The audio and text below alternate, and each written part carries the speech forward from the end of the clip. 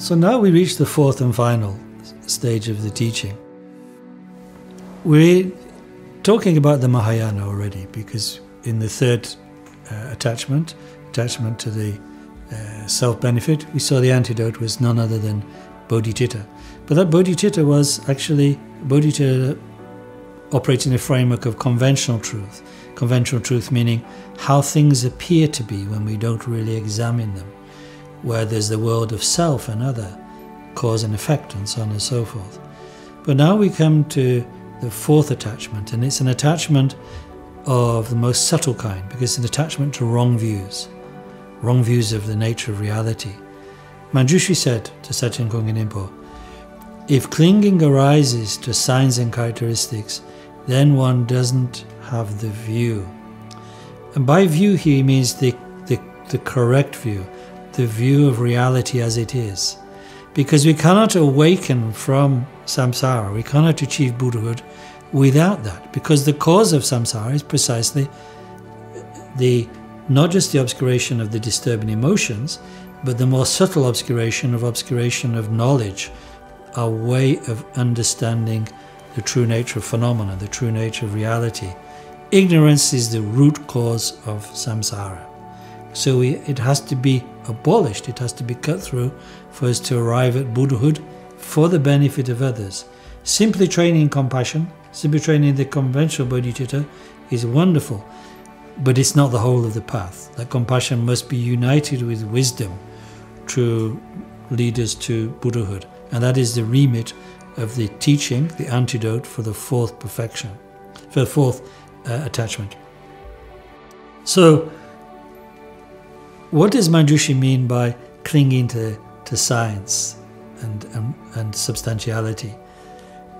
That clinging is encapsulated in wrong views. And as Lord Buddha pointed out, there are two primary wrong views that really all wrong views that we can cling to and that are expressed in different philosophies embody. These are clinging to eternalism and the clinging to annihilationism. And as I say that apart from the Mahayana teaching of the Buddha expressed in the Madhyamaka school of tenets, all of the views outside of Dharma and even inside Dharma have either gross or subtle tendencies of these two extremes. Eternalist view outside of Buddhism is kind of encapsulating theism, the idea that there are entities that endure forever, and that these entities are either created by some chief entity, a god, or all expressions of this chief entity, kind of like Brahman or universal substance. They usually, of course, therefore incorporate theories of past and future lives, or at least future lives, in the sense that in Judeo-Christianity and Islam, or past lives as well as future lives in Hinduism, but they're all, in a sense, expressive of this sense that there are permanent things, eternal things. The opposite side, the opposite wrong view, is annihilationism. Annihilationism is the denial of connection, the denial of any connection between cause and effect, and therefore between past and future lives. For them, for annihilationist views, the mind is not really existent. It is simply kind of all matter. There's only matter, and when the matter is kind of disintegrates, then there'll be no future lives, just as there's no past lives. So one's actions will not produce fruit in the future, and therefore it's called cut-off thought, technically, or because annihilationist thought. Even within Dharma, within the Shravaka system, and even within the mind-only system of Madhyamaka, there's not something as gross as the eternalist views of the non-Buddhists, but there's still a kind of clinging to the idea that some phenomena have a kind of reality, whether it's momentary atoms and momentary moments of consciousness in the Shravakayana, or a kind of permanent series of mental events in the mind only. Therefore, there's something to cling to. So, liberation cannot be attained in that way. So we need to develop the correct perspective, which is the middle way perspective. Not middle way between, halfway between eternalism and annihilationism, but the middle way that sees reality clearly as it is, and therefore dissolves the extremism of both of these views, the annihilationist on one side and the eternalist in the other. Because the middle way view sees that all phenomena are empty of any intrinsic nature and therefore not permanent, precisely because they all arise from the combination of cause and conditions, or out of the agglomeration of parts. Nothing stands alone, nothing exists in itself, everything is interdependent and therefore lacking intrinsic nature, therefore empty. So there is continuity, there is interdependence, and at the same time there's no abiding substance. There's no abiding substance, there's nothing that we can cling to and say this is real, but neither is there simple nothingness and discontinuity as in the annihilationist view. That is the Madhyamaka view, expressed by the great masters such as Nagarjuna and Aryadeva in India, and then followed by the great masters of the Sakya and other schools in Tibet. But how do we experientially arrive at that view, which will dissolve both extremes and see reality as it truly is, empty and dependent arising? For that we need not just to hear the teachings and think about them intellectually and gain confidence in them intellectually, which is good and necessary, but we need to meditate. Because unless we dispel the wrong views, the subtle traces of wrong views in our heart, emotionally we'll still hanker after the extreme views, and therefore will not be experientially liberated. So we need to meditate, to take the teachings, as it were, from the intellectual to the experiential dimension in our heart. And that means, according to the Shenpa teachings of Jetsundragpa Gyaltsen, Satyapandita, Sonam Sengye and the other followers in the Sakya tradition who came after Sachin Kungnimpo, we need to meditate on calm abiding, insight, vipassana that is, and finally unify the true. Why? Why do we begin with calm abiding? Why not go straight to insight, to wisdom? Because the mind that is unstable due to conceptual agitation and emotional agitation cannot focus on the nature of things, cannot see. Like a microscope that is unfocused, it has the potential to see the structure of things, but it cannot because it's not focused. So our mind needs this focusing that shamatha, calm abiding, will bring about. So initially in meditation we train in calm abiding. And the definition of calm abiding is the mind resting one-pointedly in its own nature, so that it is focused in one-pointedness and settled evenly, so it is unbroken in its attentiveness and its stability, like an ocean that has become calm of the agitating waves. Such is the condition of the mind in shamatha.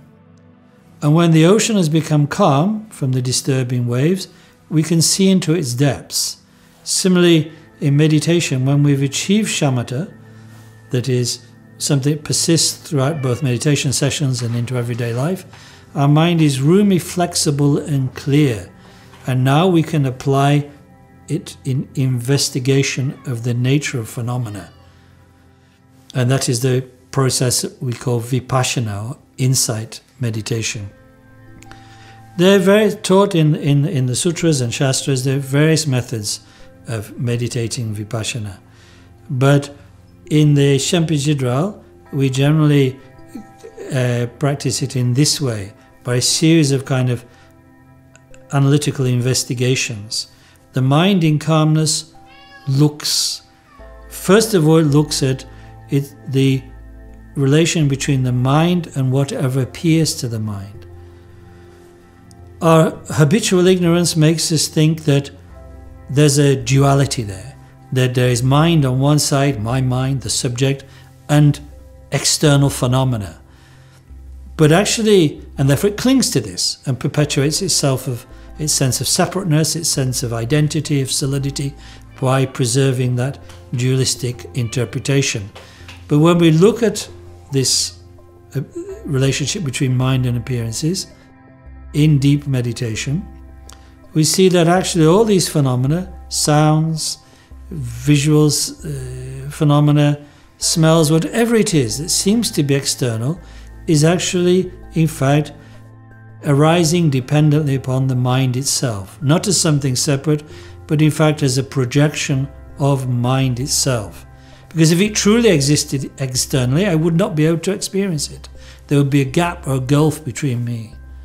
Furthermore, when I look at these appearances, I see how they come about in the ripening upon my mental habits, upon my imprints.